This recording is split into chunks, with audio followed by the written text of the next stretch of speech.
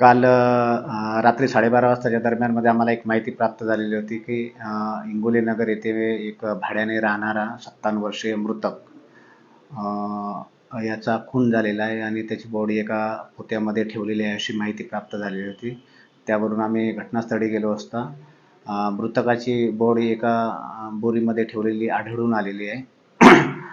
मृतक जे प्राथमिक आपल्याला माहिती भेटलेली होती त्यानुसार मृतक हा दारूचा व्यसनी होता आणि दारूच्या व्यसनी असल्यामुळे घरच्यांना त्रास होता. त्यामुळे पत्नी आणि तिचा अल्पवयीन मुलगा यांनी मिळून मृतकाला मारलेलं आहे आणि एक विल्हेवाट लावण्याच्या प्रयत्नामध्ये ते होते. तर तशी माहितीवरून आपण सगळी प्रक्रिया केलेली आहे आणि दोघांनाही आज सकाळी ताब्यात घेतलेलं आहे आणि पुढची कायदेशीर आम्ही प्रक्रिया करीत आहे. मृतक हा एका खाजगी हार्डवेअरच्या दुकानामध्ये खाजगी नोकरी करत होता आणि अति दारू सेवन करत होता आणि घरी यांची वारंवार तक्रार भांडणं वगैरे होत होते. नाही, याच्यामध्ये रेकॉर्ड वगैरे काही नाही, घरातलंच मॅटर आहे, कोणाचे क्राईम रेकॉर्ड वगैरे काही नाही आहे.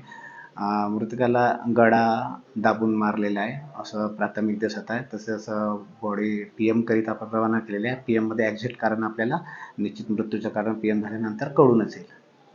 याच्यामध्ये आम्हाला जे मृतकाचा जो अल्पवयीन मुलगा होता त्याच्या मित्राने ही आपल्या पोलीस स्टेशनला माहिती दिलेली होती. त्यांनी सांगितलेलं होतं का असं असं माहिती आहे आणि असं असं मला त्याने सांगितलेलं आहे मृतकाच्या अल्पवयीन मुलाने.